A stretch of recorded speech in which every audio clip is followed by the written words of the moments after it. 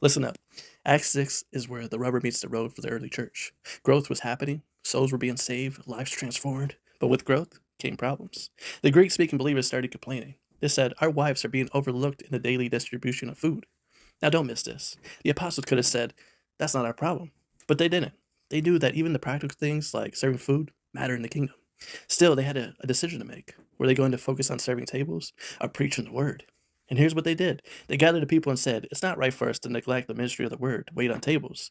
Choose 7 men among you, bold of spirit and wisdom, and we'll turn this responsibility over to them. No, don't get it twisted. This wasn't about the apostles thinking they were too good for the work. This was about knowing their calling. They understood we got to stay focused on prayer and preaching. And here's the lesson for you: stay in your lane. Not every fight is your fight. Not every task is your task. If God called you to something, don't let distractions pull you away from it. But that's not all. Let's talk about those 7 men. They didn't pick just anybody, they chose men who were full of the Spirit and wisdom. You see, even the smallest task in God's kingdom requires big faith. One of those men was Stephen. Oh, Stephen, this brother wasn't just serving tables, he was on fire for God, full of grace and power, performing miracles and signs. And that caught the attention of the enemy. People started arguing with him, but they couldn't stand against the wisdom the Spirit gave him. Now, let me stop there. Somebody needs to hear this. When you're walking in your purpose, when you're doing what God's called you to do, the enemy will try to shut you down. He'll send critics, distractions, even lies to stop you.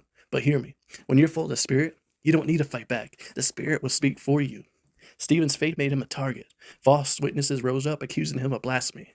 They dragged him before the people, twisting his words, twisting the truth, and there he stood, calm and unshaken. And do you know what they saw? When they looked at him, they saw his face was like the face of an angel. Let that sink in. Stephen wasn't filled with fear, he was filled with peace. Why? Because he knew who he served. He wasn't worried about their lies, he was focused on his God. Here's the takeaway: sometimes God will call you to serve in ways that seem small. Sometimes he'll put you in situations where the enemy tries to tear you down. But don't lose heart. Even in the ordinary, even in opposition, God is working through you. So here's my challenge. Will you step up like Stephen? Will you be faithful not just in the big things, but in the small? Will you let God fill you with his spirit so much that when people look at you, they see him? Listen, this message isn't just for somebody, it's for you. God is saying, stay in your lane, stay faithful, and when the opposition comes, stand firm. I got you. Now go, serve the table, build the kingdom, and change the world.